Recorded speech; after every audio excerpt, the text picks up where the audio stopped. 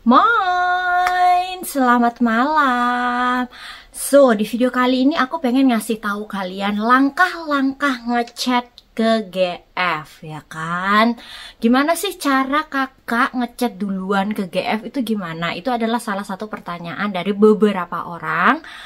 Dan sebelum aku buat video ini, aku juga udah nanya ke beberapa temen yang memang lagi au pair ataupun yang memang udah selesai au pair, dan sama pengalaman pribadi sendiri. Gini, sebenarnya egal ya, kamu mandiri atau nggak mandiri atau pakai agen. Pertama-tama kamu itu harus WA duluan, kalau lebih baiknya WA duluan gitu, bilang ya share GR family siapa, contohnya gini, share GR family Monster gitu kan, Monster gitu, atau family siapa gitu kan, family Zari misalnya nama aku gitu kan, terus bilang gini, ih interesnya mih gitu kan, aku pokoknya dalam bahasa Indonesia aja ya, aku bilang aku tertarik dengan foto dengan profil kamu di misalnya Au Pair World atau di grup AVA atau yang grup PME yang menggunakan agen, kayak gitu dulu gitu kan. Setelah setelah baca gitu kan, aku sangat tertarik dengan gitu kan, dengan Anda atau dengan keluarga Anda gitu, dan aku pengen kita lanjut lagi ngechat gitu kan, gimana kayak begitu. Pokoknya pertama tuh kayak gitu, nanti GF-nya balas apa, nanti jawabannya gitu.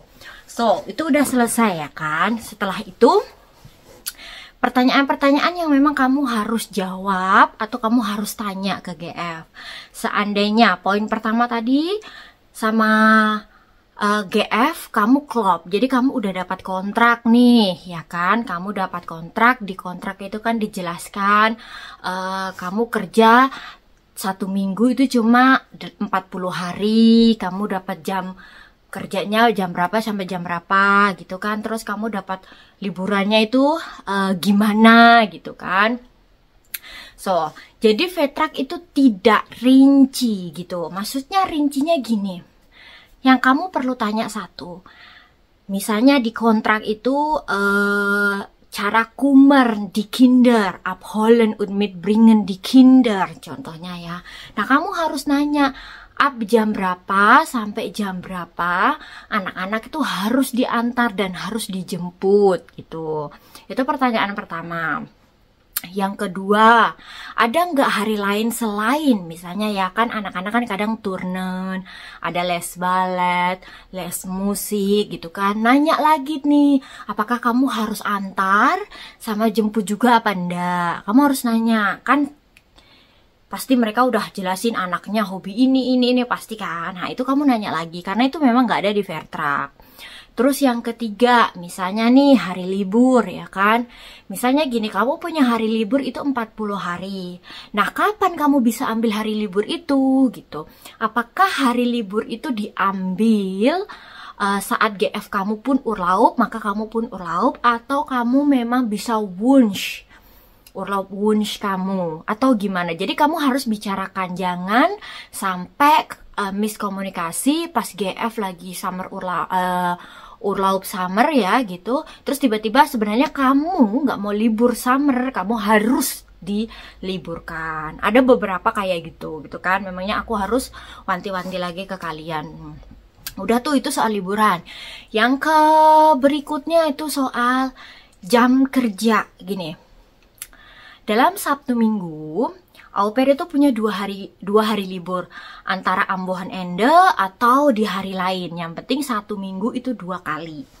Nah, ada beberapa kendala juga yang kamu harus tanya. Gini, kalau misalnya GF kamu itu ada punya urusan yang memang nggak bisa ditinggalin, yang kerjanya di hari libur kita, misalnya hari libur kita hari Sabtu nih, lu harus jaga anak-anaknya itu di hari Sabtu, mak bapaknya lagi pergi. Itu hitungannya gimana? Apakah itu hitungannya ditambahi jadi kayak plus urlaub aku jadinya 30 jadi 31, atau kamu ngasih duit gitu? Atau gimana? Kasih uang saku yang nggak mentok-mentok 1 jam 14, tapi kalau 1 jam 10 kan ya lumayan. Paling mentok seperti itu. Itu kamu harus nanya, ya kan? Kemudian tiket itu harus kamu nanya, gitu kan? Walaupun kadang-kadang itu udah termasuk fasilitas. Kadang-kadang tuh beberapa GF memang nggak beliin kamu tiket. Misalnya tiket kereta, tiket bus itu kan. And whether memang nanti kamu beli tiket pakai uang kamu pribadi, nanti akhir bulan kamu dibayar atau bagaimana. Itu kamu harus bicarakan. Itu sama GF kamu. Itu ya, imbal baliknya itu menurut aku poin-poin yang penting banget gitu kan. Terus jangan lupa nanya anaknya hobinya apa, seputar anak dulu. Nah kan kamu karena tertarik au pair jaga anak, jadi kamu tertarik dengan kegiatan anak dulu, baru kegiatan orang tuanya. Misalnya nih makan malam, misalnya nih ya contoh kecil makan malam.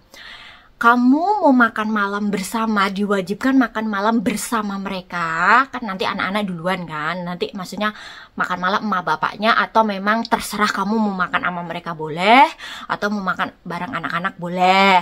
Gimana sih pilihannya, ya kan? Tapi kalau menurut aku pribadi, lebih enaknya kalau misalnya kamu makan malam sama emak bapaknya. Kadang-kadang kan mereka makan malam jam 9 gitu kan, up jam 9 atau up jam 8 paling cepet gitu kan.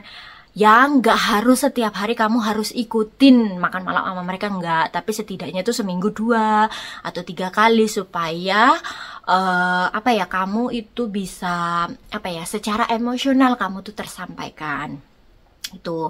Dan ingat lagi ya, WA yang kamu WA sama GF, kalau bisa screenshot, simpen ya kan di laptop atau di Google Drive, yang memang kalaupun HP rusak atau apapun rusak, kamu tinggal buka email kamu, buka iCloud kamu, buka Google Drive kamu, dan kamu masih bisa.